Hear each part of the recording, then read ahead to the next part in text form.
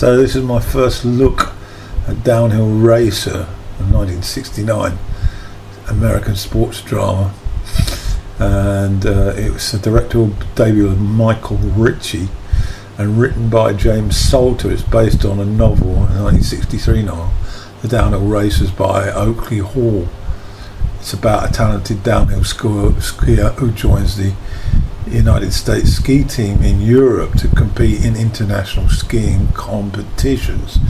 Filmed mainly on location in Kitzbühel and St. Anton am Alba in Austria and Wengen in Switzerland, also in Grenoble and Idaho Springs in Colorado.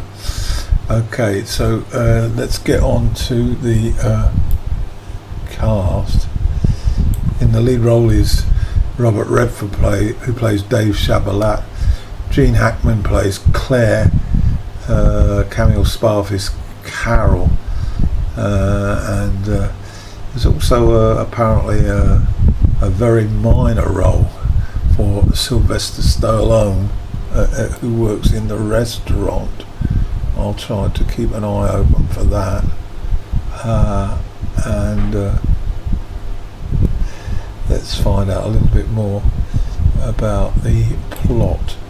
Okay, so David Chappelle arrives in Wenger, Switzerland, to join the US ski team, and he's got a colleague with him, DK Bayer. They're summoned to coach Eugene Clare, played by Hackman, of course, and to replace Tommy Herb, a top skier who's recently injured during a competition. Raised in Idaho Springs, Colorado, Chappelle is a bit of a loner, and he's focused on becoming a skiing champion, and shows little interest in being a team player. He initially refuses to race at the Laberhorn because of a late starting position. For those unfamiliar with skiing, the later the start means I understand it means that the snow becomes sort of chopped up, and so faster times become now impossible, and so that's really what we get. Chabot joins the team later for training. There's some family business in Idaho that we see, and that's where we see his father and girlfriend.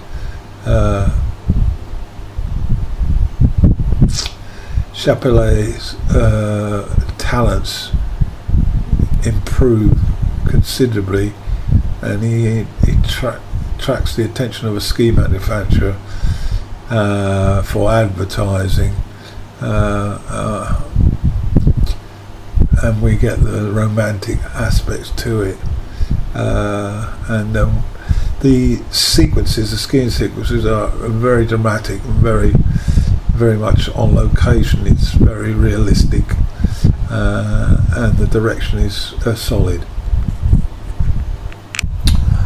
Early part of the movie, it's clear that Chappelle has a degree of self-confidence, and the coach sees this, and even though Chappelle initially refused to race, he's rewarded by the coach with a better position next time around.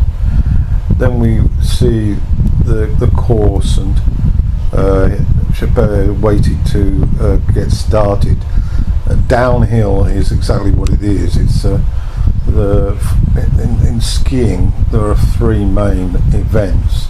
There's the downhill, the slalom, and the super slalom, alongside, of course, jumping events. and I used to watch a lot of it. And I thought for a moment that there may well have been some involvement in this movie by Jean-Claude Keely, a famous skier of the probably a little bit after this time, late 70s. Anyway, we witness Chapelet whilst waiting to get started. He has a reminder of an earlier fall, which was quite impactful, although he didn't have long-term injuries, but because of the speed with which these skiers are travelling at, it is potentially highly dangerous. We can all remember what happened to Michael Schumacher, the Grand Prix motor racer, who had a catastrophic crash and ended up in a sort of degenerative state that appears to be the rest of his life. So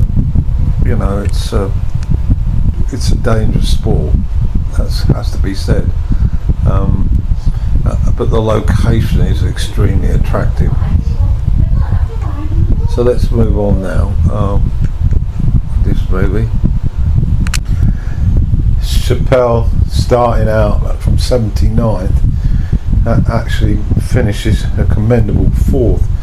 The footage of with the camera on the helmet, obviously I would assume it's a stunt man, was absolutely superb. And then we get the first of the great duo in a scene together where Claire, played by Hackman, the coach, is being interviewed by the press, and they ask him about Chappelle's fourth place, as they aren't familiar with him. He's new to Europe, and Claire then asks Chappelle to come over and join him at the sort of like at the press chat, and his first comment is to deliver a punch to the solar plexus, subtly, or not subtly, about his starting position, and suggested that if he started earlier he could have finished better. And so the two lock horns, and brilliant. These two guys are so brilliant, two of my favourite actors, and it's just an initial exchange with Hackman pointing out that it's only one race, and he's not going to be given anything, and Chappelle, played by Redford, responds by saying he doesn't want to be given anything, meaning he's got a strength of determination and self-belief that will carry him through. Great little scene. Film switches to Idaho. Chappelle takes some time off to visit his family. It's clear that there's a tension between him and his father.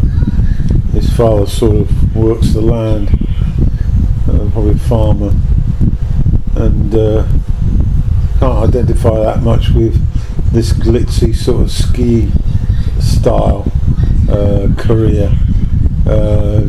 Chappelle tries to impress him with his travelogue and the fact that he's now just crept into the Olympic team, but his father's not really bothered, not interested. Chappelle then tries to suggest that they go for a beer in the local town. His father once again backs off and basically suggests that he take the vehicle and go in there on his own.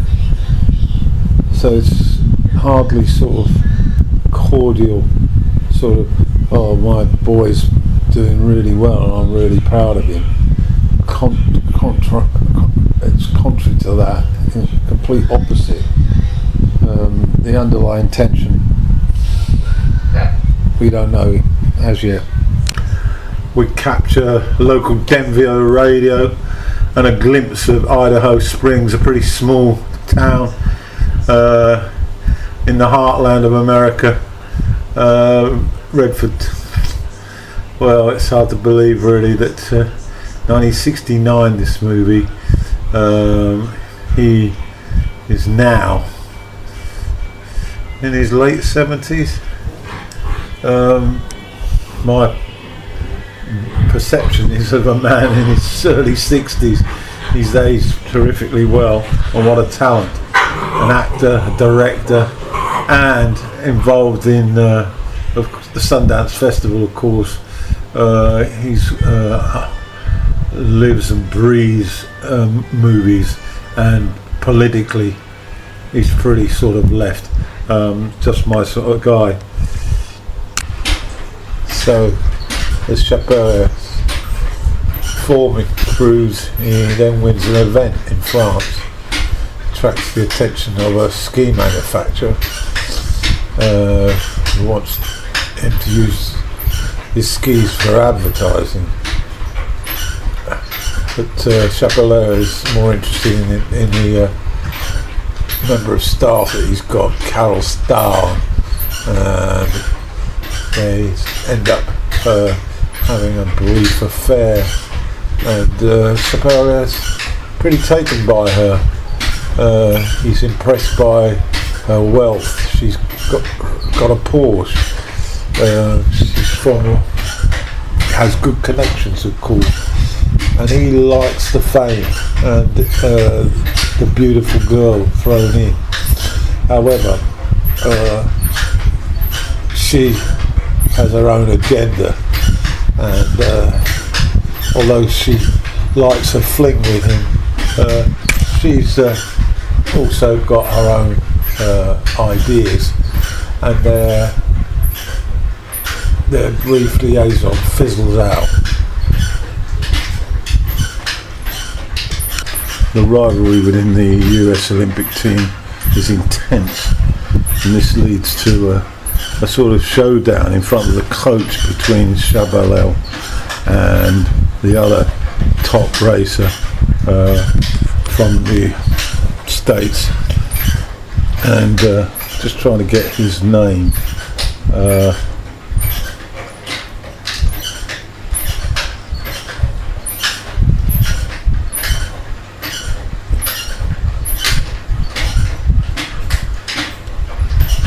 And Creech is his name, and their rivalry becomes more than acceptable as Chappelle, determined to be viewed as the number one within the team, adopts some rather shady tactics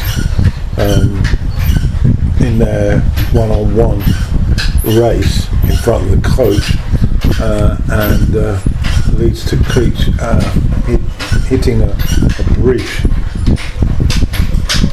He escapes injury, but then at the Larbor race,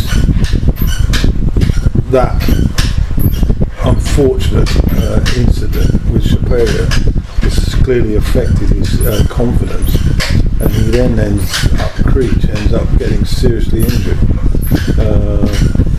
because it's all about, really, as I say, the ability to have the confidence. And if doubt creeps in, then it becomes an extremely dangerous event.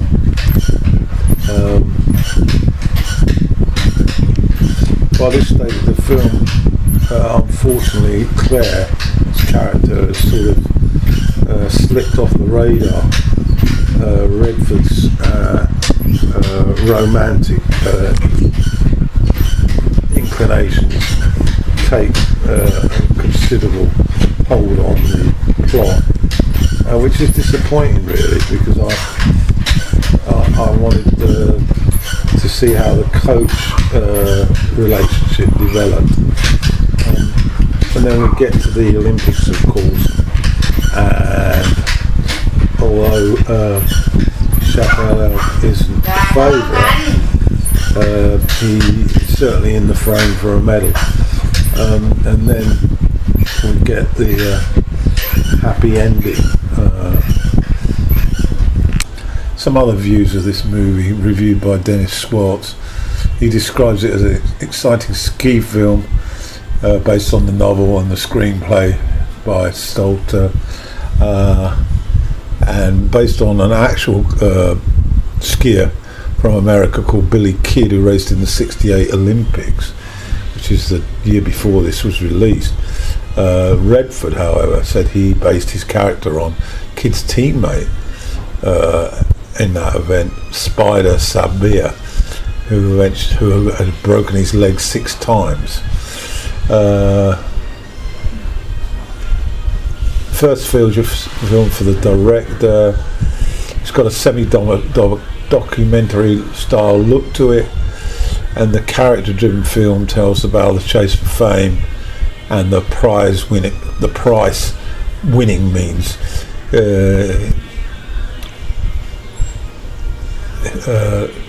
Character, Robert Redford's character, is described as an unsympathetic, egotistical hero. Offers thrilling action shots, and as I say, he gets his breakthrough when one of the team is hurt in an event, and then the rivalry between Chappelle and D.K. Bryan for the top spot. We mentioned the womanising, but he is intent on doing anything and everything to get to the top. He wants to be a champion, and the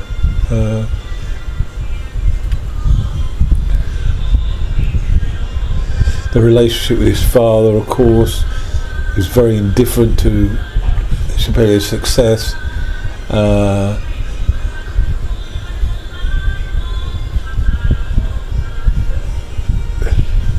That's about it, really.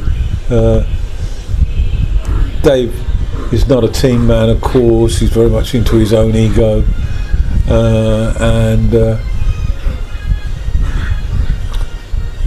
but that determination catches the attention of the coach, Claire, played by Hackman. But his character is really undeveloped, I would suggest.